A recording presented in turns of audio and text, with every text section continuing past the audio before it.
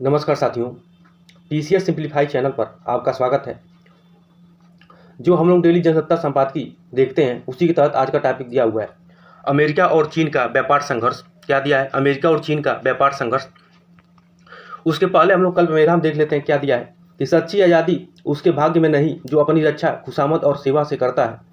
अपने आप को गवा कर ही सच्ची स्वतंत्रता क्या होती है तो नसीब होती है। ये सरदार पूर्ण सिंह है, हिंदी के लेखककार रहे हैं।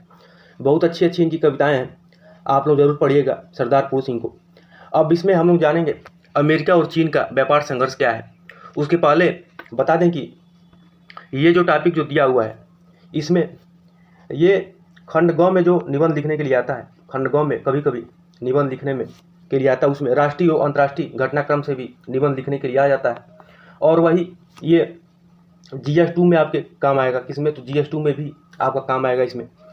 तो इससे कुछ चीज़ें हम लोग को मदद मिल सकता है।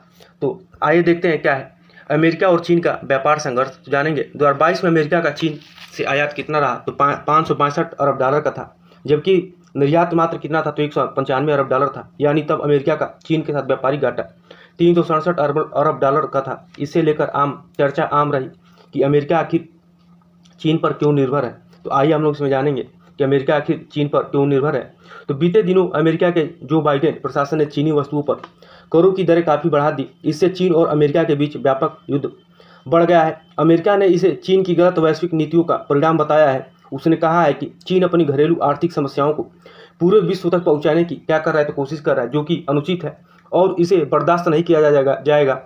सर्वविदित है कि चीन और अमेरिका की पारस्परिक लेन देन में चीन हमेशा आगे रहा है। आंकड़ों के मुताबिक 2022 से अमेरिका का चीन से आयात कितना रहा तो 562 अरब डॉलर का रहा। कितना? तो 2022 में अमेरिका का चीन से आयात कितना रहा तो 562 अरब डॉलर का था, जबकि निर्यात मात्र कितना था तो 195 अरब डॉलर का था। यानी तब अमेरिका का चीन के साथ व्यापारिक घाटा कितना था तो 367 अरब डॉलर का था। इससे लेकर चर्चा आम रही कि अमेरिका आखिर चीन पर क्यों निर्भर है।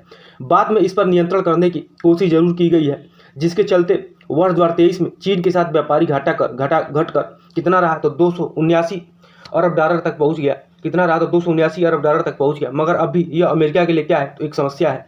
अमेरिका में इस वर्ष चुनाव होने हैं। अक्सर देखा गया है कि अमेरिका चुनावी वर्ष में दूसरे मुल्कों को लक्षित करके अपनी आर्थिक नीतियों में बदलाव करता है। मसलन बीते कई चुनावों में भारत को लेकर आउटसोर्सिंग का मुद्दा चर्चा में रहा है।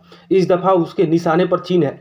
उसने चीन से कुछ विशेष पदार्थों के आयात कर में बहुत वृद्धि कर दी है, जिसमें स्टील, बिजली चालित वाहन, बैटरियां, सोलर सेल, चिकित्सा उपकरण और कुछ खनिज संपदा आदि शामिल है। क्या किया है तो चीन ने कुछ पदार्थों के आयात पर कर में क्या किया तो बहुत ज़्यादा वृद्धि कर दिया। किस पे तो स्टील हो गया, बिजली चालित वाहन है, बैटरियां हैं, सोलर सेल है, चिकित्सा उपकरण है, उस पर क्या किया चीन ने तो आयात कर में बहुत ज़्यादा बढ़ोतरी कर दिया है। स्टील पर कितना तो 7.5% से बढ़ाकर कितना कर दिया तो 25% कर दिया है। वही सेमीकंडक्टर पर तो 25% से बढ़ाकर 50% कर दिया है। सबसे अधिक बिजली चालित वाहन का पर कर 25 से बढ़ाकर कितना कर दिया तो 100% कर दिया गया है।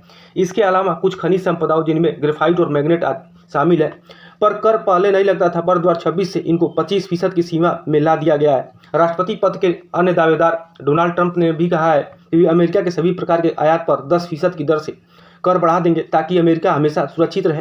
अगर अमेरिका में ट्रंप ऐसा करते हैं तो भारत पर भी विपरीत असर पड़ेगा, क्योंकि भारत का अमेरिका के साथ निर्यात तकरीबन कितना रहता है तो 25 अरब डॉलर का 25 अरब डॉलर के बराबर है। कितना तो 25 अरब डॉलर के बराबर है। दरअसल चीन अब अमेरिका के लिए ही नहीं, विश्व की दूसरी सभी बड़ी अर्थव्यवस्थाओं के लिए भी समस्या बनता जा रहा है। इसके पीछे चीन का आर्थिक ढांचा मुख्य कारण है, जो पूरी तरह निर्यात पर क्या है तो निर्भर है। चीन की आर्थिक नीतियों में पिछले 2-3 दशक से इस बात पर ध्यान केंद्रित किया जाता है कि वहाँ के सभी कारखाने 100% क्षमता के आसपास का उत्पादन करते हैं। बीते कई वर्षों से चीन में घरेलू मोर्चे पर नागरिकों की उपभोग क्षमता GDP की तुलना में विश्व के सभी बड़े विकसित मुल्कों में क्या है तो सबसे कम है। यानी चीन उद्यमों में तैयार पदार्थों की मांग खुद चीन में बहुत कम है, इसलिए चीन को उन्हें विश्व के दूसरे मुल्कों में खपाना पड़ता है। चीन की गलत आर्थिक नीति यह है कि वह इन्हें कम मूल्य पर दूसरे मुल्कों को निर्यात करता है। क्या करता है तो चीन की आर्थिक नीति ऐसी है कि वो क्या करता है, कम मूल्य पर क्या करता है दूसरे मुल्कों को निर्यात करता है, ताकि उन मुल्कों पर का घरेलू बाजार इन पदार्थों के सामने क्या है तो प्रतिस्पर्धा में खड़ा ही ना हो पाए। इसका चीन का आर्थिक नीति ये रहती है। अब आगे देखते हैं इसमें क्या है। इसी सोच के चलते विश्व के 173 मुल्कों के साथ चीन का व्यापार मुनाफे में रहता है। मात्र 50 के आसपास मुल्कों के साथ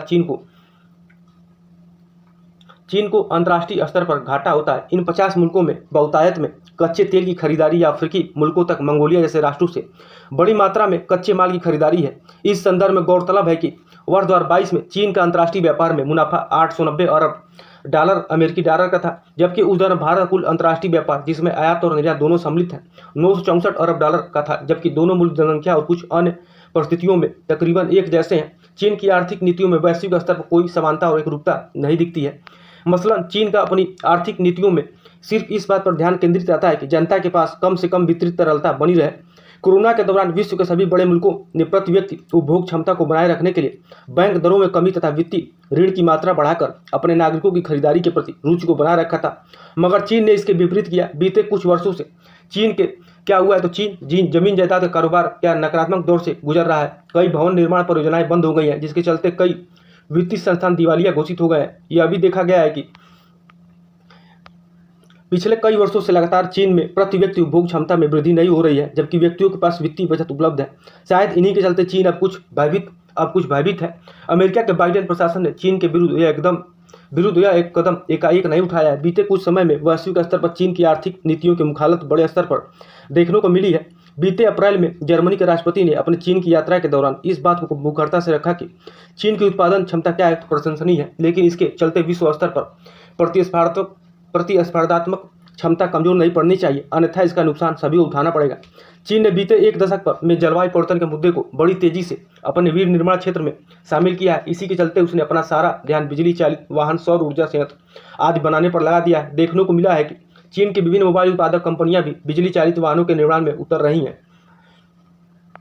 चीन की इस आर्थिक नीतियों के चलते विश्व के सभी बड़े विकसित मुल्क आशंकित हैं, क्योंकि उन्होंने खुद के आधारभूत ढांचे में पिछले एक दशक में जलवायु परिवर्तन के मुद्दे को लेकर आमूलचूल परिवर्तन किए हैं और सभी घरेलू मोर्चों पर वे अपनी मांग को खुद ही पूरा करना चाहते हैं। मगर चीन के चलते उन्हें अब यह संभव होता नहीं दिख रहा है। कि ऐसा लग रहा है कि वैश्वीकरण के दौर में मुक्त व्यापार क्षेत्र के चलते चीन के उत्पादों की जोरदार आपूर्ति उनके घरेलू बाजार को बुरी तरह प्रभावित कर रही है।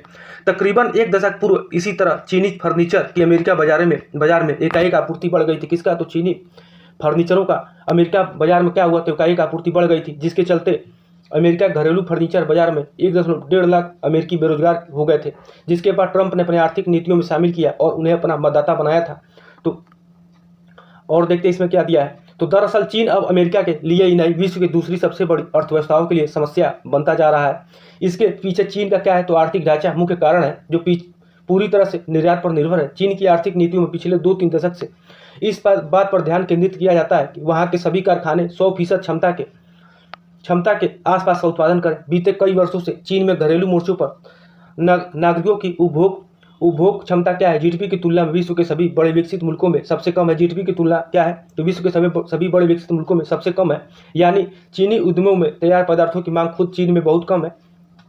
इसलिए चीन क्या कर रहा है तो इन्हें विश्व के दूसरे मुल्कों में खपाना पड़ता है। तो चीन ऐसे ही अपनी आर्थिक नीति करता है। तो आज के लेख में यही दिया था। तो आज के लिए इतना ही। बहुत बहुत धन्यवाद।